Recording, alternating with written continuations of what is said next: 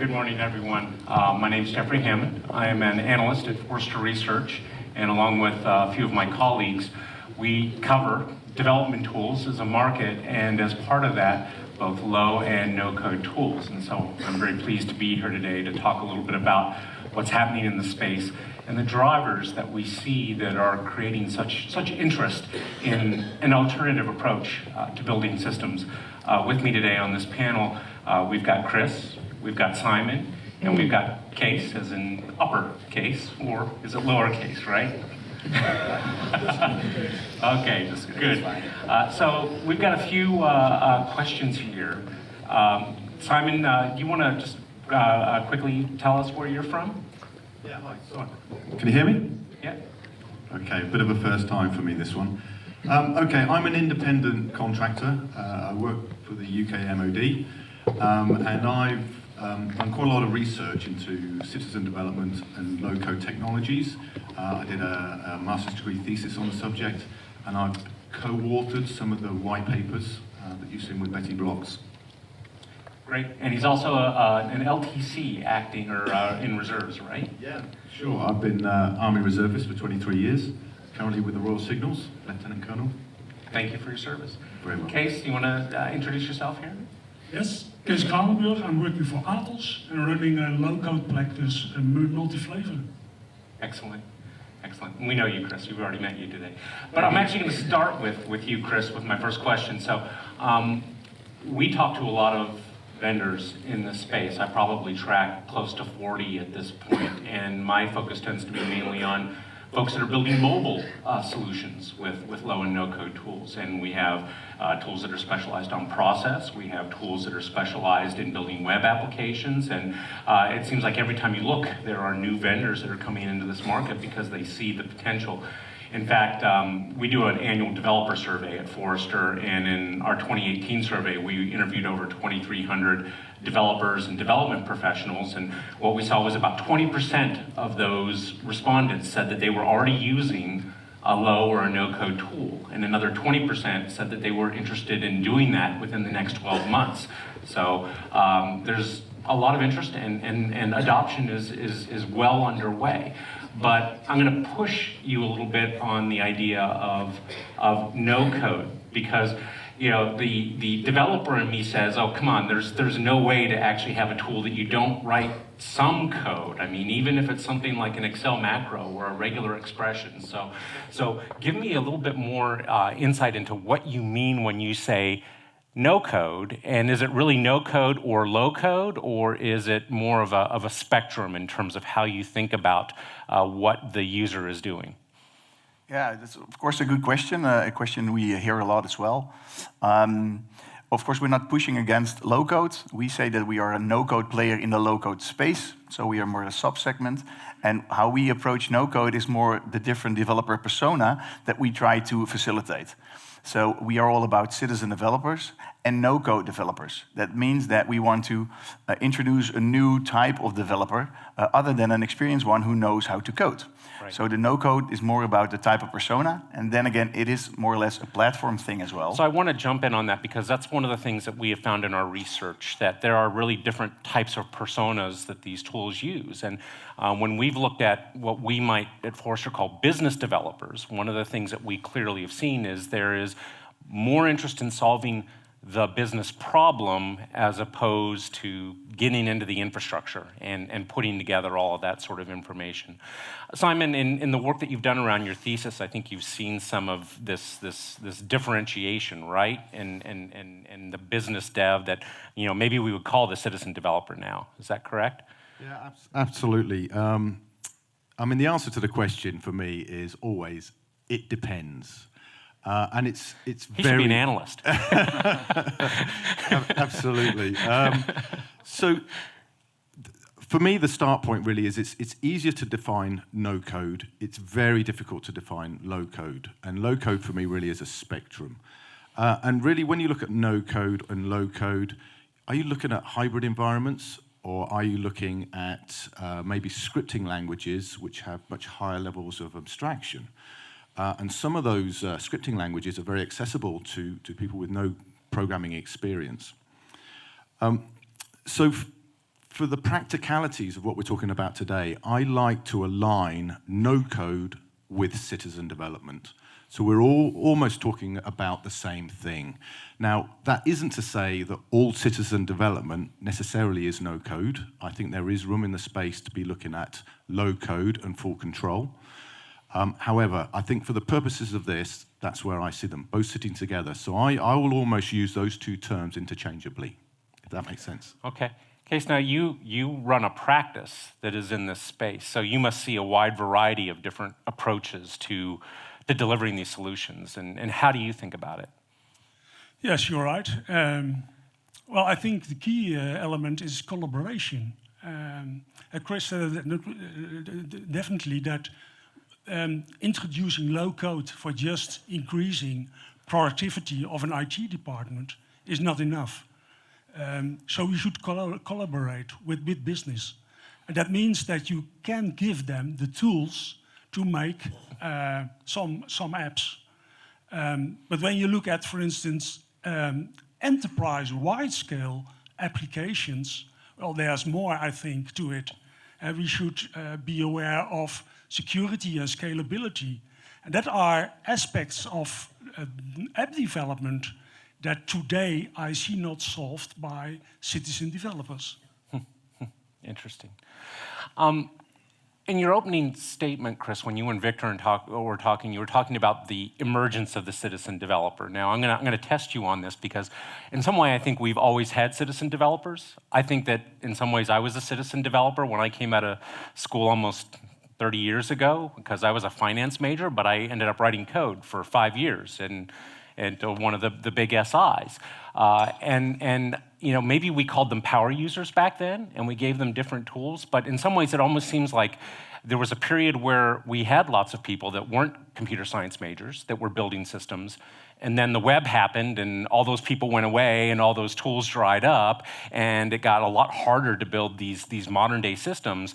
And it's almost like now we're beginning to come back again to where folks that don't necessarily have comp sci degrees have the ability to start participating in building these systems again. Would you agree that today's citizen developer is last generation's power user, or do you think that there's something fundamentally different about what's happening this time? And anybody who wants to start with that question, I'll ask them. Well, I think there's a big difference. When we introduced in the 80s the 4GL language, we were also talking about, well, now can business develop their apps on their own? Well, that was a false statement. But there's a big difference in when we look, for instance, a product like Betty Blocks. They do facilitate it. And when we are able, when the suppliers of the platforms are able to put more automation into their products, well, it will fly, and it will enable citizens developers to develop more and more aspects of the application. I'm curious, what kinds of aspects of the solutions is your practice building when they're using these tools? What parts do they do with these tools versus, say, something that is deeper, like Node or a full-blown Java development? Well, when we look at, for instance, no-code platforms, we develop the web-based applications. Yeah. We use more low-code platforms for more enterprise-wide applications, which have a high integration with big back-end systems. Yeah. So that's the main difference. Simon, at the Ministry of Defense, what differences do you see? What types of things are being built? Yeah, no, so an interesting question. So for me, I think historically citizen development or the types of people doing citizen development hasn't changed. The game changer for me is the cloud. That's where things have changed and the technology. Historically, citizen developers were restricted by the technology. I mean, we'll all remember the days when you had an Access database and you had to sort of cry out to everybody to come out of the Access database so that you could go in and make a change because of the locking issues and that sort of thing. But once we hit 2012 and we had public cloud and we had SaaS platforms available, we started to see an explosion really in citizen developer activity. And you can go online now and you can spin up through Amazon Web Services, full-on enterprise platforms as a citizen developer. And So for you, the cloud makes one of those seminal differences. Oh, huge difference, huge. And now this has become both a blessing and a problem for sort of core IT departments. Yeah. And it's something that can no longer be ignored. And we have to embrace it. I'm going to make a confession on stage here. One of the worst things that I ever did as a citizen developer was I lost the source code to one of the applications that I built. And because it wasn't managed in any sort of centralized way, I ended up having to rebuild the application as best I could because the file got deleted off of my Windows machine. I'm presuming that that doesn't happen anymore in the Betty Blocks platform, right? That's correct. Okay. You managed that code? Good deal. Fortunately, we no code, so there's no code to get lost at all. So sounds like a good reason right there, right? Yeah. Where do you keep your models? Yeah. That's one of the interesting parts, as Simon says, about the cloud, is that there are a lot of companies that are really good in taking care of stuff like that. So all of the citizen developers and no-code developers can actually focus on the features, and they don't need to worry anymore about losing track of code or breaking other stuff. So you don't need to turn business users into Git users then? No. Okay. No. Well, that's probably a good thing too. But Maybe although I love Git, and I tell you, Git works for me. One thing that I want to add, so as you state, we're not claiming that citizen development is a new thing. Yeah. What you see is that the platforms have changed since the 19th and before. But do you think it's fair to say that there is a new opportunity for citizen developers now that we really haven't had in the last generation of tools? Yeah, I think that's fair, right? It again is the technology that is changing it. And as we're stating, it's not about that technology, but again, the technology enables the citizen development to rise up as it does right now. And I think that that's maybe one of the big differences between, quote unquote, professional developers and citizen developers. That, I find that most professional developers, the command line is absolutely fine, and you still see folks out there that have debates about Emacs versus VI, and a lot of these cloud tools are really stringing together big tool chains to make your DevOps process work well. And for the citizen developer, there's none of that. It's here's the environment. It's set up to help you get that code created as quickly as you possibly can. Is that fair? And that's why we differentiate between low code and no code, because facilitating that person who is all about using Emacs versus VI, they want an entire different experience than the citizen developer. And again, enabling that citizen development to do their work, they need that experienced developer, but it's the other way around. And that's why we think it's important to look at the low-code space in two different segments. And that's more or less how you at Forrester are approaching that as well, to see the experienced developer on one end and the citizen developer on another. And it's really hard to facilitate both in one platform. And I think one of the reasons we do that is because in some ways we find professional developers almost define themselves by the tools that they create. And so even though I think professional developers could use low-code or no-code tools and be very effective with them, sometimes they don't want to do that. And that's something that I saw even 25 years ago. It's I remember an emotional thing. We would have the C and the C++ developers say, oh, you're using a 4GL, you're not a real developer. It's like, well, fine, I can still build a business app quicker than you can because I'm not down there managing memory anymore. And so in some ways, it's that same old debate, of productivity versus purity, I guess. It's a new version of the same debate. Yeah. Now, I think we've got some boxes going around, so if you have specific questions, I'm going to try to make sure we have some time if anybody's got some questions that they'd want to ask the panel about what they are doing with these tools. But in the meantime, I've got a couple more things that I want to ask. So I'm going to go to you, Kees, for this one to start with, because you actually work with multiple tools in your practice. What are the things that you think anybody who's new to the area of citizen developer should be asking when they're looking for a potential solution in this space? And what are the things that you look at when you're potentially choosing between different tools in your practice? Well, let me start with to say that it's very hard to evaluate low coding tools or no coding tools. When you look from a high level view, well, it looks a little bit like the same. The two market leaders mentioned in your reports. I make sometimes the joke. It's like, comparing left Twix and right Twix. When we look at low-code from an evaluation point of view, I think the essence for me is, does it support a model-driven development approach?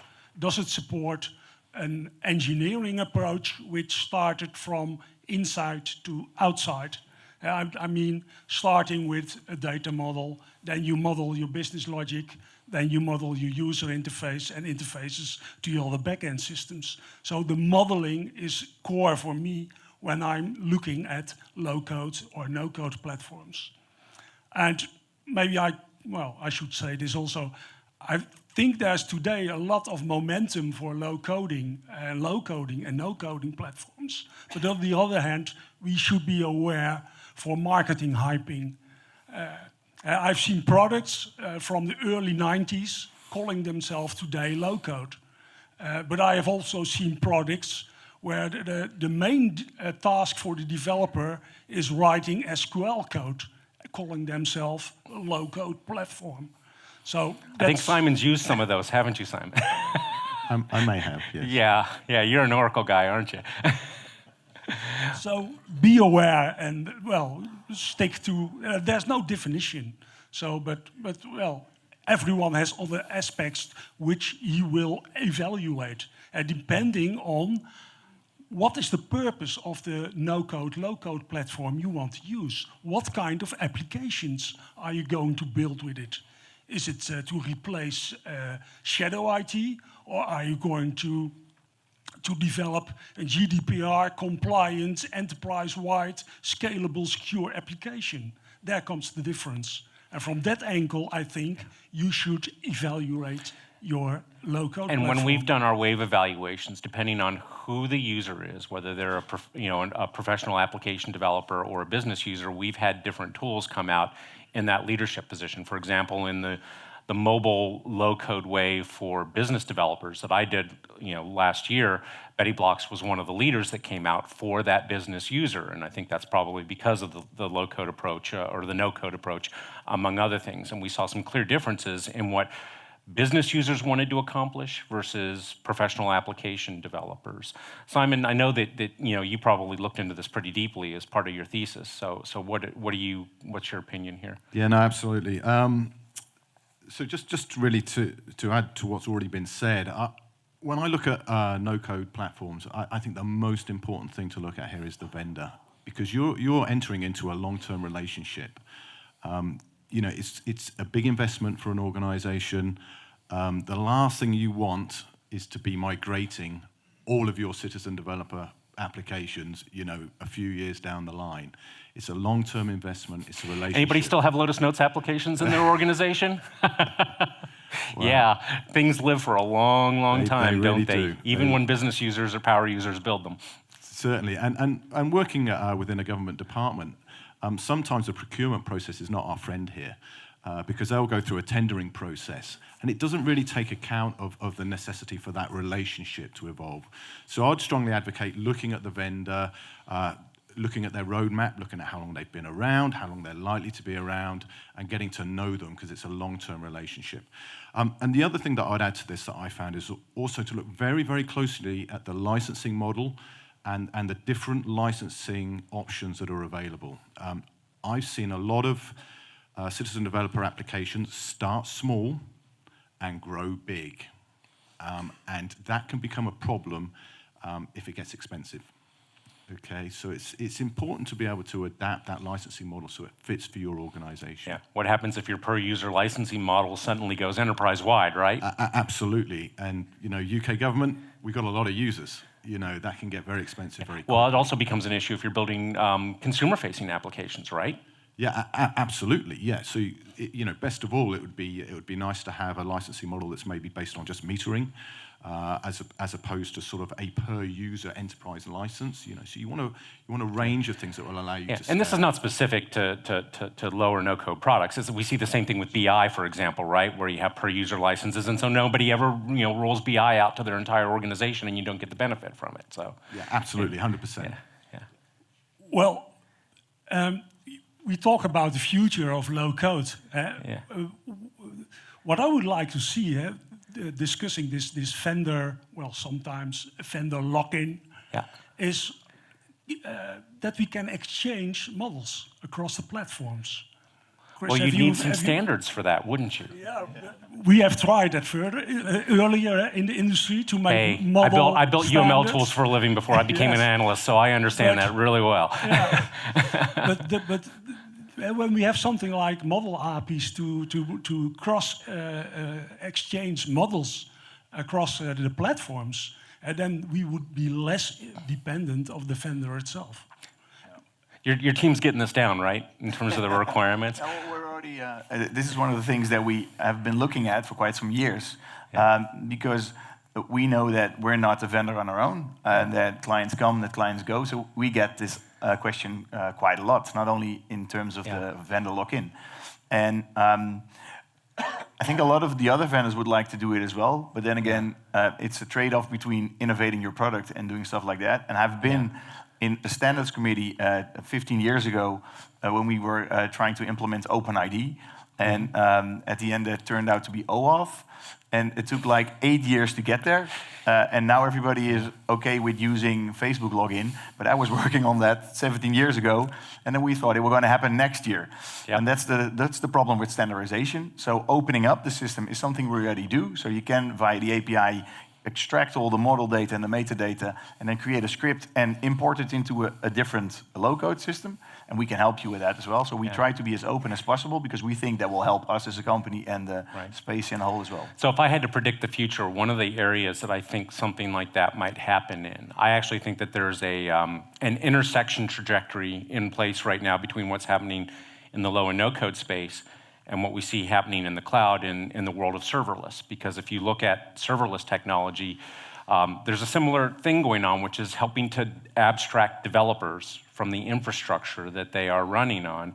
And so we might see a future where a no-code product like Betty Blocks could emit and consume cloud events, which could then be tied to functions running in Knative on a Kubernetes platform. And in that world, you might see some interop. But there's a lot of work for a lot of vendors to be able to do to get to that space. But it's pretty clear to me that increasing the level of abstraction for developers is something that a lot of people in the industry see the need for, and that there's a number of folks trying to figure that out. Got a question, or do you want me to just speed it up? Okay, well, this is the last question that I'm going to ask, and unfortunately, it looks like we're a little short on time because we started late. But the question that I'm going to ask is about the citizen developer, and given the solutions that you're building, given the research that you've done, who is that person, and how do they evolve and continue to grow in the future? Simon, I'll start with you. Yeah, good. Thanks. Really difficult question. Fortunately, I've got some slides this afternoon on this very subject. I want to focus on motivation, okay, because I think that's a key aspect to this. And I see citizen developers from a motivation perspective falling into a couple of different categories. First of all, I see personal development and citizen developers that maybe have some sort of IT background or some IT knowledge, but have ended up doing something completely different, but now want to come back and progress their IT career. So we're looking at it from a sort of almost maybe a career-changing perspective. We see a lot of that in our surveys, former developers or former IT folks that are looking to continue to move forward. Maybe a nice pitch then for Sjoerd Rombouts from the Gasunie who's going to talk today. He is a former developer who is turning into a no-code developer. So Sjoerd's probably here as well. So take a look at the story or have a look at the story today. Okay, so, what kind of folks do you have in your practice? What are their backgrounds? Are they comp sci professionals, or are they business professionals, or where do they come from? Well, we deliberately make a mix of them, also to experiment what kind of developers do you need for no-code, low-code. So we took native Java and .NET developers, but also Atos natural developers, mainframe experts, but also business analysts and Scrum Masters. We teach them also the low-code, no-code environment. And we see that all kinds of employees that I mentioned are productive with the environment they are using. But again, it's about collaboration. You should have the right mix in your skill mix in your team. So yes, Scrum Master and business analyst can start building the apps using the data model and the interface model. But for instance, when you have to integrate with a native mainframe application, well, there is still some programming to do, and you have also specialists for that. So it's a mixture. So you have a mixture on some of the things that have been done at the Ministry of Defense as well, right, Simon? There are different types of devs that are working together. Yeah, absolutely. Yeah, the full spectrum, I would say, of developers. What I was going to add, though, is it's actually a really good way to evolve or to recruit developers almost. So sort of evolve them from within. And what we've seen is people start as citizen developers and then develop and then get subsumed into core IT and go on to be professional developers and almost retrain. And when you've got a job market that's short of developers, that's a great way to sort of build your core IT development. I think there's an analog here to almost like, what does it take to be a musician, right? You don't have to go to Berkeley or Juilliard in order to be a musician. You just have to be willing to pick up a guitar or play a piano. And if you work and you practice and you develop the competency, you can be a professional musician, or you can be a casual musician and enjoy it and make a difference with your friends and your family, right? Yeah, no, absolutely. Yeah, totally. I would say that one of the issues that we have found, though, with having a broad range of developer skills almost in core IT is when you get to low-code platforms that will offer sort of no-code capabilities, like a hybrid, so they'll offer no-code and the ability to embed sort of high-code, full control kind of programming languages. What you will find is some of the old-school developers will fall back to what they know and will purely write, 3GL programming languages and then embed them within your low-code framework. We call that fighting the tool or fighting the framework. Fighting the framework. And that can always be a risk that you have to watch out for. It is, and it does cause, legacy and maintenance problems down the line. Yep. Okay, I think we're getting the hook, but we'll make up a little bit of time here and get ready for the first session. So, check if there are some questions. Do we have any questions from the audience?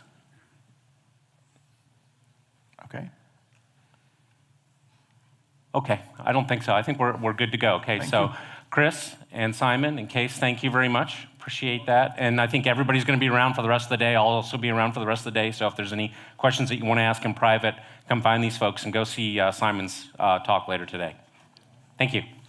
Thank you.